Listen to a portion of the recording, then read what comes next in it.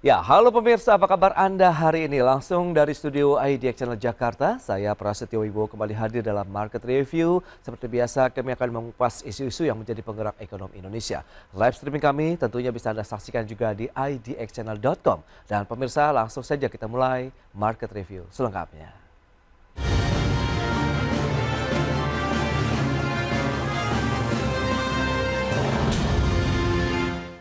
Ya, pemerintah membidik potensi pengelolaan dana sebesar 8.000 triliun rupiah dari pembentukan Family Office yang mengelola kekayaan orang super kaya. Pemerintah memastikan akan membentuk tim khusus yang akan mengkaji aturan hukum terkait dengan pembentukan Family Office. Pemerintah membidik potensi pengelolaan dana sebesar 8.000 triliun rupiah dari pembentukan Family Office yang mengelola kekayaan orang super kaya. Pemerintah memastikan akan membentuk tim khusus di bawah Menko Maritim dan Investasi Luhut Binsar Panjaitan yang akan mengkaji aturan hukum terkait pembentukan Family Office. Luhut mengungkapkan, pembentukan Family Office ini membutuhkan banyak persiapan serta harmonisasi regulasi. Luhut menargetkan dalam waktu 1 bulan, tim khusus ini akan melaporkan perkembangan terkait rencana pembentukan Family Office kepada Presiden. Justru kita minta si kaya tadi itu atau filantropis, ya filantropis itu jadi tren sekarang. Dia menaruh dananya di sini, kemudian harus investasi, bisa 10 juta dolar, 15 juta dolar, nanti mungkin ada lebih tinggi, bisa 100 juta dolar, tergantung dari minatnya mereka. Mereka ini orang-orang kaya yang pengen senang-senang, jadi ya kita tawarkan, tapi kau harus investasi, kau harus pakai local people Indonesia yang qualified untuk tadi merun office-mu di sini. Jadi saya pikir itu akan menguntungkan kita. Family Office sendiri merupakan upaya untuk menarik kekayaan dari negara lain untuk pertumbuhan ekonomi nasional. Saat ini diperkirakan ada sekitar 11,7 triliun dolar Amerika Serikat dana kelolaan Family Office di dunia. Melalui kebijakan ini, pemerintah berharap dapat menarik uang keluarga kaya luar negeri untuk masuk ke Indonesia. Jakarta, Tim Liputan IDX Channel.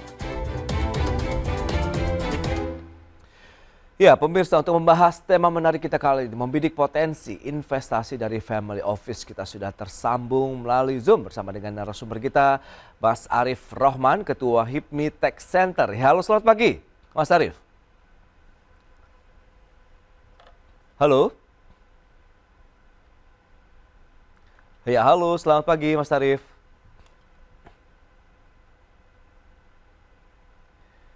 Ya, kami masih mencoba untuk membuka komunikasi begitu dengan narasumber kami melalui Zoom dan kita akan coba sapa kembali. Halo, selamat pagi, Mas Arief. Suaranya belum terdengar.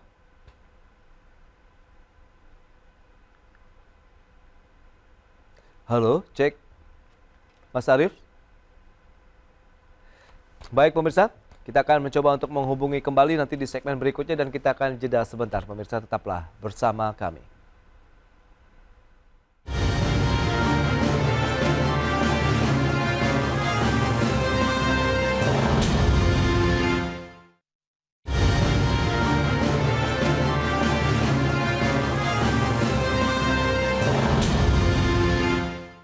Ya, pemirsa, Menteri Pariwisata dan Ekonomi Kreatif Sandiaga Uno mengklaim pemerintah menerima banyak permintaan untuk membentuk Family Office di Bali dibandingkan dengan daerah lainnya. Selain Bali, pemerintah juga menawarkan Family Office untuk berinvestasi di Ibu Kota Nusantara.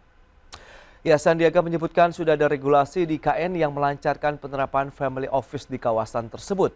Menurut Sandiaga, Indonesia mengincar sekitar 8.000 triliun rupiah atau sekitar 5% dari total dana kelolaan Family Office di dunia yang ditaksir mencapai 11,7 triliun dolar Amerika Serikat.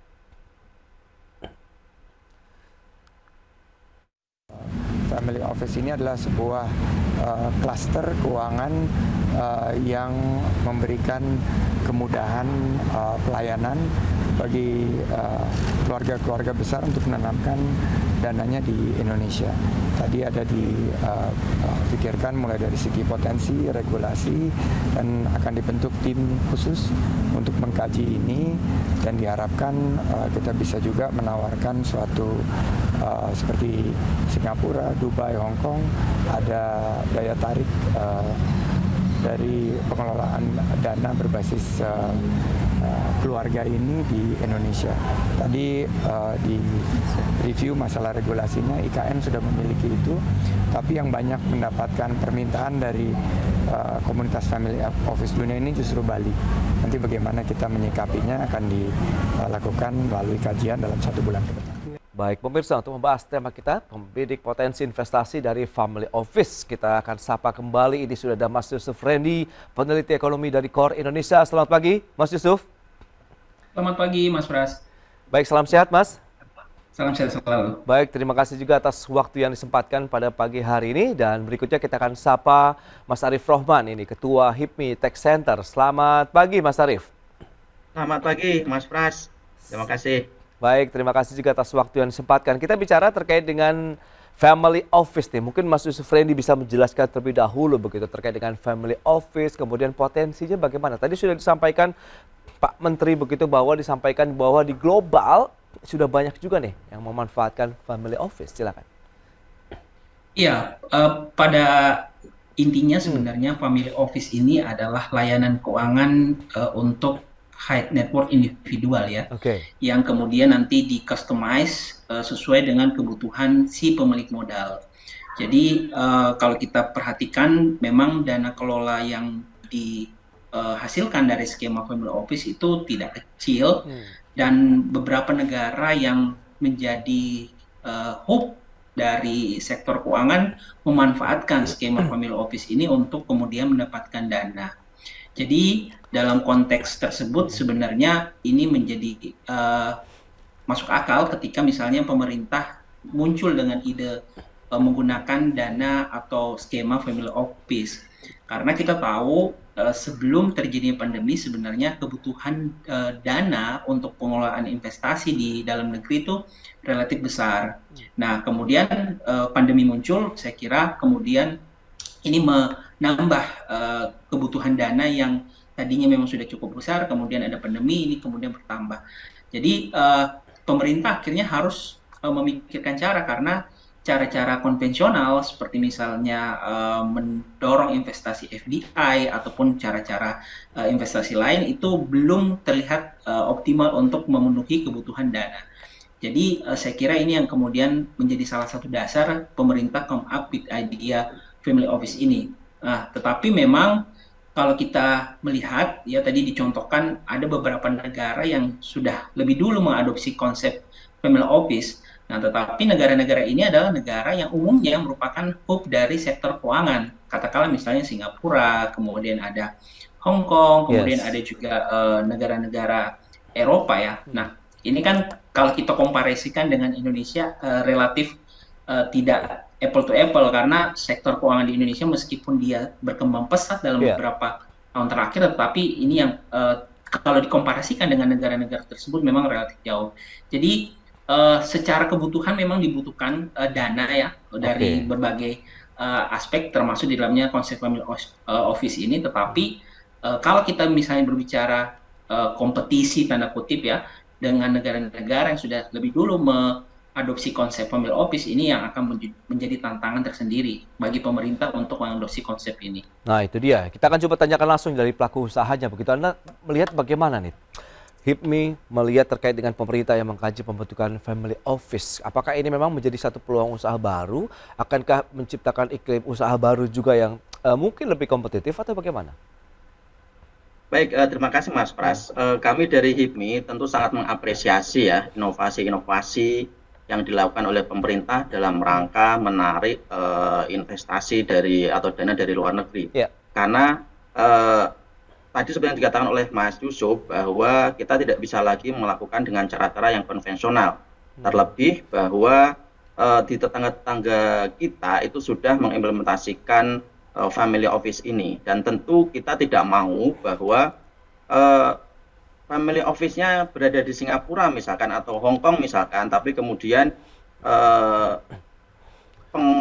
pembelanjaannya atau ini kemudian masuk ke negara kita. Tentu kita tidak mau hanya sekedar menjadi objek, dan tentu kita ingin bahwa agar ini bisa betul-betul dirasakan manfaatnya, itu tidak hanya melulu atau tidak hanya di sektor keuangan saja, Dan kami mengapresiasi sekali lagi bahwa kemarin dari pemerintah sudah menyatakan bahwa ini akan disalurkan ke sektor-sektor real. Karena pada umumnya itu sebagian besar, mayoritas itu kan di sektor keuangan, industri keuangan. Dan itu dampaknya terhadap sektor real kan tidak begitu besar. Nah, ini harapan kita agar ini juga berdampak betul-betul pada perekonomian kita, nanti bisa semaksimal mungkin untuk dialokasikan ke sektor-sektor real.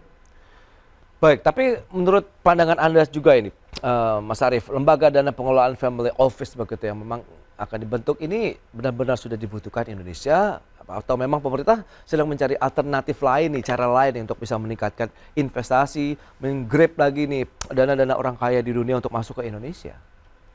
Baik, jadi ini kita tentu tidak bisa mengandalkan hanya satu cara ya untuk bagaimana menarik dana investasi ini. Tapi kita memang harus kreatif. Jadi apa yang dilakukan dengan merencanakan dengan family tax office ini diberlakukan ini tentu satu hal yang harus diapresiasi sekali lagi. Dan tentu kita bisa memberikan masukan kepada pemerintah dalam hal ini untuk bagaimana menarik investasi atau dana asing. Misalkan tambahan lagi dengan bisa diwacanakan juga untuk memodernisasi diri dan segala macamnya.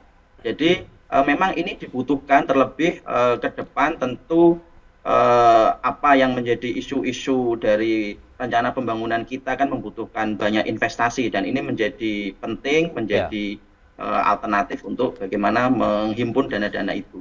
Baik, nah kalau kita bicara mengenai mekanismenya ini, Mas Yusuf Reni mungkin bisa menjelaskan kembali begitu. Apakah sistem family office yang sudah diterapkan di negara-negara maju, tadi ada Inggris, kemudian Singapura, Hong Kong yang memang jadi hub begitu ya perekonomian global, ini bisa diterapkan di Indonesia, dan seberapa besar tantangannya sendiri begitu? Iya, sebenarnya kan kalau kita perhatikan dari negara-negara tersebut, umumnya skema atau konsep family office ini banyak dilakukan di sektor keuangan. Dan kalau kita perhatikan berbagai instrumen yang dilakukan atau digunakan ketika membentuk konsep family office ini, itu menggunakan berbagai instrumen di sektor keuangan. Katakanlah misalnya saham, kemudian obligasi, kemudian dana investasi dan sebagainya. Tetapi juga tidak menutup kemungkinan dana kelola itu juga digunakan untuk berbagai kepentingan di sektor bisnis, misalnya dalam bentuk venture capital ya, ataupun misalnya dalam bentuk properti di real estate misalnya. Nah, selain itu saya kira memang relatif sedikit, tetapi pada dasarnya memang itu banyak di sektor keuangan. Nah, untuk Indonesia sendiri, kalau kita bandingkan kondisi katakanlah 10 tahun yang lalu, tentu kondisi di pasar keuangan saat ini sudah relatif lebih maju ya. Berbagai instrumen investasi ataupun berbagai instrumen di sektor keuangan itu sudah dikeluarkan. Dan misalnya dari pemerintah, volume penerbitan surat utang relatif sudah jauh lebih besar. Kemudian misalnya Bank Indonesia misalnya juga kemarin baru mengeluarkan surat berharga ya, yang intinya sebenarnya bisa digunakan sebagai salah satu instrumen yang bisa menampung dana kelola atau dana yang masuk ke dalam negeri. Nah, tetapi sekali lagi kalau kita bandingkan kedalaman pasar keuangan dan variasi dari instrumen pasar keuangan ini, yang menurut saya akan sekali lagi cukup menantang ya, apalagi jika dikomparasikan dengan negara-negara hub keuangan yang sudah lebih dulu mengadopsi. Jadi kalau kita ingat kan misalnya Inggris kemudian Singapura ini kan pasar keuangan yang lebih terkoneksi secara global. Produk keuangannya juga relatif lebih kompleks ya. Jadi pilihan sebenarnya akan lebih banyak di sana. Tetapi untuk Indonesia saat ini memang akan relatif terbatas. Nah, kita akan melihat apakah kemudian pemerintah bisa mengembangkan produk baru yang kemudian tercustomize sesuai dengan kebutuhan dari skema ini atau tidak. Nah, ini yang kemudian akan menjadi salah satu titik kunci keberhasilan ketika pemerintah ingin menjalankan skema ini di Indonesia. Nah, Mas Yusuf, menurut Anda apakah family office ya sama konsepnya dengan Indonesia Investment Authority atau INA begitu yang sudah ada di Indonesia? Secara garis besar sebenarnya sama, meskipun ada beberapa perbedaan di aspek-aspek teknis ya, terutama bagaimana kemudian dana itu didapatkan. Umumnya kalau kita bicara lembaga seperti INA, itu kan dia mendapatkan dana kelola dari berbagai investor global. Kemudian negara-negara yang juga misalnya mengadopsi konsep INA seperti misalnya Norwegia misalnya ya, itu dananya itu didapatkan dari hasil surplus ekspor minyak yang didapatkan beberapa tahun sebelumnya. Jadi INA memang mendapatkan dana itu baik itu dari suntikan pemerintah atau dana dari pemerintah maupun dari investor. Sementara kalau konsep family office itu lebih kepada customize yang diberikan ke high net worth individual ya, umumnya seperti itu. Jadi mereka yang terkategorisasi sebagai keluarga yang crazy rich gitu ya tanda kutip, itu akan menempatkan dananya, dan dananya ini nanti secara khusus dikelola oleh pengelola konsultan tersendiri yang nantinya disesuaikan dengan kebutuhan. Nah, tentu resiko-resiko juga akan mengikuti dari si pemilik modal, dalam hal ini high net worth individual itu. Jadi disitulah kira-kira perbedaan antara INA dan juga family office. Tetapi garis besarnya sebenarnya mendapatkan dana yang kemudian nanti dikelola, yang akhirnya returnnya itu bisa mutual benefit bagi kedua pihak, bagi yang mengelola dana dan yang memberikan dana tersebut. Baik, dari kacamata pelaku usaha, poin yang harus diperhatikan dalam kajian pembentukan family office, kemudian manfaat apa saja sih yang mungkin berpotensi didapatkan oleh dunia usaha sendiri begitu dengan kehadiran family office ini, Mas Arief? Baik, jadi tadi ya yang perlu kita tekankan yang pertama adalah yang tadi juga sudah disebutkan oleh Mas Yusuf, kaitannya dengan di berbagai negara itu kan fokusnya biasanya di sektor keuangan, di produksi di industri keuangan. Nah, tentu harapan kita bahwa di Indonesia sendiri family office ini harus diregulasinya harus di-adjust agar penggunaan produk-produknya ini lebih ke sektor real, dan ini harus di-state di dalam regulasi yang nanti diberlakukan. Karena ini menjadi penting. Kalau hanya kemudian itu terdistribusi di industri keuangan, tentu dampaknya terhadap pertumbuhan ekonomi tidak bisa secara langsung dan tidak signifikan. Itu yang pertama. Kemudian yang kedua adalah soal insentif pajak di sini. Tentu kalau kemarin dari pemerintah kan menyatakan ini nanti dibebaskan pajaknya gitu. Nah, ini kita juga harus perhatikan betul, harus cermati betul bahwa jangan sampai ada satu regulasi yang kemudian merusak tatanan sehingga sistem perpajakan ini menjadi tidak berkeadilan. Makanya ini harus ditimbang betul. Kalau adanya insentif, misalkan berupa pengurangan, misalkan, artinya tidak pembebasan ya, karena kalau pembebasan ini tentu sama sekali kita akan di titik awal tidak akan mendapatkan apa-apa gitu ketika dana masuk. Tapi nanti memang kita juga berharap di multiplier efeknya ya ketika dana itu sudah kemudian diputar ke dalam sektor realnya. Nah, ini menjadi penting juga pembebasan, tapi kalau dari kami ini diberikan pengurangan saja. Jadi nanti di tahap awal pun pemerintah sudah bisa mendapatkan dana segarnya untuk meningkatkan penerimaan negara. Kemudian adalah soal biasanya ada single family office ataupun multiple family office. Nah, ini kami berharap agar yang akan diberlakukan di Indonesia adalah single family office. Jadi satu perusahaan family office yang mengelola satu keluarga kaya saja begitu. Jadi nanti akan di situ juga akan berdampak pada pelibatan profesional-profesional di bidang asuransi, di bidang hukum, di bidang pajak, di bidang bisnis yang lebih banyak. Karena kalau misalkan multiple family office itu nanti satu family office kemudian bisa mengelola banyak keluarga kaya, itu nanti juga akan melibatkan tidak banyak profesional-profesional dalam pengelolaan kekayaan-kekayaan itu tadi.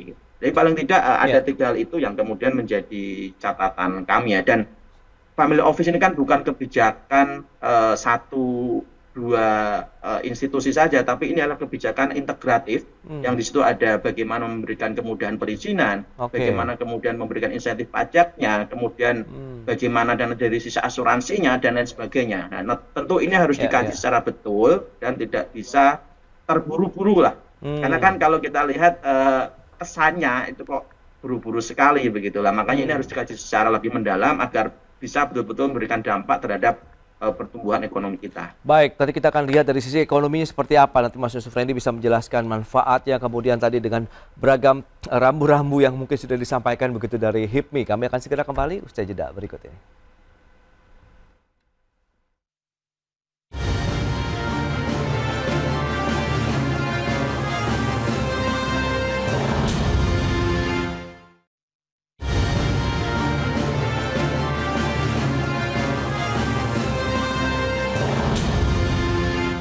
Baik, terima kasih Anda masih bergabung bersama kami dalam Market Review dan kita akan lanjutkan kembali perbincangan menarik ini terkait dengan Family Office ya bersama dengan Mas Yusuf Rendy, peneliti ekonomi dari KOR Indonesia, kemudian juga Mas Arief Rohman, Ketua HIPMI Tech Center. Baik, Mas Yusuf, tadi sudah disampaikan begitu ya, kalau memang harapan ataupun batasan-batasan yang bernilai manfaat terhadap sektor real yang diharapkan dengan hadirnya misalnya family office begitu jadi dibentuk di Indonesia. Nah, dari kacamata ekonomi sendiri, Mas Yusuf Rendy melihat bagaimana nih? Apakah memang kita kalau bisa dananya di-split begitu, tapi memungkinkan tidak sih kalau dana-dana dari orang crazy rich seperti yang Anda sampaikan tadi begitu kita split begitu untuk sektor real dan juga keuangan? Silakan. Ya, jadi saya mengamplifikasi apa yang disampaikan Mas Arief sebelumnya ya, terkait seharusnya dana kelola dari konsep family office ini diarahkan tidak hanya di sektor keuangan yang secara kontribusi terhadap ekonomi itu relatif lebih kecil, tetapi juga diarahkan kepada sektor real terutama yang secara kontribusi relatif lebih besar dibandingkan sektor keuangan. Nah, apakah kemudian konsep terhadap sektor real ini bisa dilakukan? Menurut saya itu tinggal bagaimana pemerintah mengatur baik dari sisi regulasi maupun konsep produk yang akan ditawarkan dalam konsep family office ini. Di bayangan saya sepertinya pemerintah bisa mengajak INA, Indonesian Investment Authority, untuk ikut terlibat dalam pengelolaan dana. Karena kan kalau kita lihat di sektor utama yang bisa dibiayai oleh INA itu kan relatif beragam ya, termasuk di dalamnya sektor transportasi, logistik, kemudian digitalisasi, infrastruktur, kemudian energi hijau, kemudian layanan kesehatan, bahkan ke sektor pariwisata. Jadi harapannya dana ini juga bisa masuk ke sana, kemudian sama INA dikelola untuk berbagai kebutuhan pembangunan di dalam negeri. Jadi tidak hanya kemudian dana itu terputar di sektor keuangan yang sekali lagi tadi kita diskusikan memberikan kontribusi relatif kecil. Nah, itu poin pertama. Kemudian poin kedua juga saya perlu menggarisbawahi, tadi juga sudah disinggung oleh Mas Arief terkait pemberian insentif pajak ya. Jadi saya kira kalau kita berbicara insentif, tentu pemerintah akan menawarkan insentif. Dan umumnya insentif itu dilakukan melalui pemberian insentif pajak. Pesan dari kami adalah jangan sampai kemudian pemerintah juga terjebak ya dalam pemberian insentif pajak yang kemudian nanti tidak bisa mengkompensasi hilangnya penerimaan di awal kemudian itu kemudian bisa muncul di kemudian hari gitu ya. Artinya kan dalam sisi jangka pendek penerimaan pajaknya hilang, tetapi kalau sektornya itu hanya di sektor-sektor yang secara kontribusi kecil terhadap ekonomi, itu kan akan kontribusi ke pajaknya relatif kecil ya di masa mendatang. Nah, di saat yang bersamaan saat ini sebenarnya secara global, secara konsensus global, banyak negara yang sudah menghindari ya tarif istilahnya perang tarif pajak untuk kepentingan investasi.